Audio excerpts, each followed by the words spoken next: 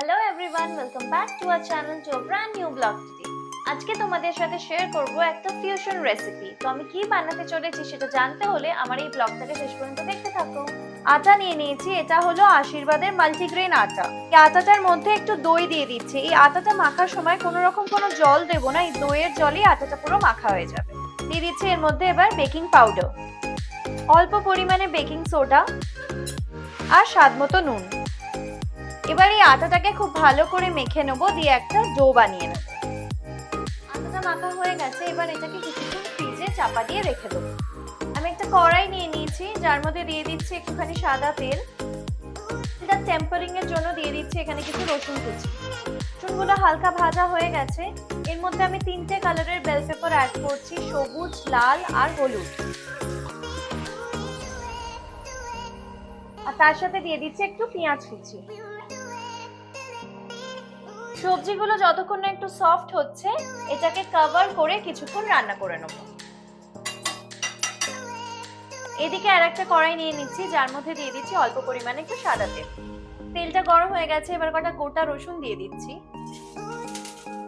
তারপরে দিয়ে দিচ্ছি এই 2টো কাঁচা লঙ্কা। এরকম কিউবসে টমেটো গুলো কেটে রেখেছিলাম, এবার সেগুলো এর মধ্যে দিয়ে দিচ্ছি। আর দিয়ে দিচ্ছি বেশ অনেকটা পরিমাণে ধনেপাতা। যতক্ষণ না টমেটোগুলো একদম সফট হয়ে যাচ্ছে, এটাকে কিন্তু রান্না করতে হবে। টমেটোগুলো একদম সফট হয়ে গেছে দেখতে পাচ্ছ, আর ঠিক এই স্টেজে আমি গ্যাসের ফ্লেমটা অফ করে দেবো। টমেটো, রসুন, কাঁচা লঙ্কা, ধনেপাতা মিক্সচারটা এবার একটা মিক্সচার গ্রাইন্ডারে ট্রান্সফার করে দিচ্ছি, যেটাকে আমি একদম স্মুথ ভাবে ব্লেন্ড করে নেবো। টমেটো, কোরিয়েন্ডার আর গার্লিকের চাটনিটা আমার রেডি হয়ে গেছে, আর দেখতেই পাচ্ছ খুব সুন্দর একটা কনসিস্টেন্সি এসে গেছে। সেটাকে আমি একটা বোলে ট্রান্সফার করে দিচ্ছি। টমেটো, ক্যাপসিকাম, পেঁয়াজটা ভাজা ভাজাও হয়ে গেছে। এবার আমি এর মধ্যে দিয়ে দেবো বয়েল করে রাখা ম্যাকারনি আর সুইট কর্ন। আমি কোন ম্যাকারনিটা ইউজ করেছি, যদি তোমরা আমার আগের রেসিপিটা ফলো করে থাকো তাহলে কিন্তু জানতে পারবে। এটা কিন্তু কোনো আটা বা ময়দার ম্যাকারনি নয়। এই ম্যাকারনিটার মধ্যে অ্যাড করে দিচ্ছি 1 চামচ মতো সোয়া সস। যেহেতু সোয়া সস দিয়েছি, নুনটা দেওয়ার সময় কিন্তু খেয়াল রাখতে হবে, কারণ সোয়া সসেও কিন্তু ভালো পরিমাণে নুন থাকে। আর দিয়ে দিচ্ছি একটু অল্প পরিমাণে টমেটো সস, তাহলেই আমাদের ম্যাকারনি ফিলিংটা কিন্তু রেডি। আটাটা যেটা ফ্রিজে রেখেছিলাম সেটা সেট হয়ে গেছে, সেটা থেকে একটা করে এরম লেচি কেটে নেব। তারপরে লেচিটাকে এরম আটায় দিয়ে আর রুটির মতো গোল বেলে নেব।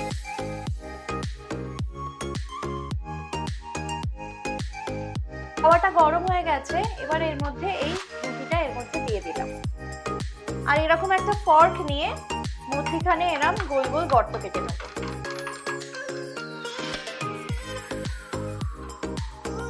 দু সাইডে এরকম ভাবে যখন শাঁকা হয়ে যাবে, এবার এটাকে নিয়ে নেবো একটা থালায়।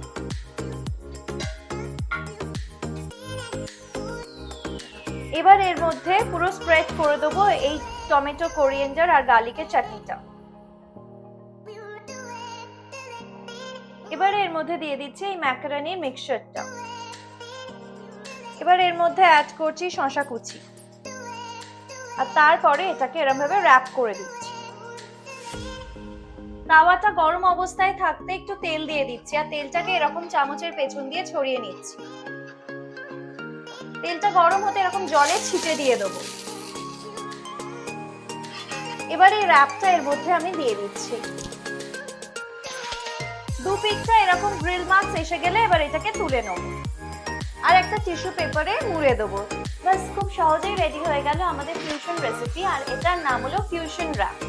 এটা আমি কেন ফিউশন র‍্যাপ বলছি না, কারণ যে ফিলিংটা দিয়েছি সেটা কিন্তু পাস্তা, সেটা কিন্তু একটা ইটালিয়ান ইনগ্রিডিয়েন্ট।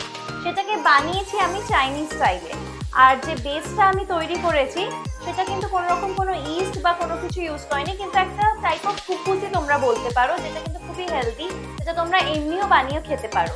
তার সাথে যে চাটনিটা বানিয়েছি সেটা কিন্তু একটু সাউথ ইন্ডিয়ান স্টাইলে। তাহলে সবকিছু মিলিয়ে একটা ফিউশন র‍্যাপ কিন্তু আমাদের তৈরি হয়ে গেল। তো বন্ধুরা, কেমন লাগলো আমার এই রেসিপিটা? যদি ভালো লেগে থাকে তাহলে কমেন্ট করে কিন্তু অবশ্যই জানিও। আর ভবিষ্যতে আরো এরকম ভিডিও দেখতে চাইলে চ্যানেলটাকে লাইক ও সাবস্ক্রাইব করে দিও। দেখা হচ্ছে পরের ভিডিওতে। Bye bye.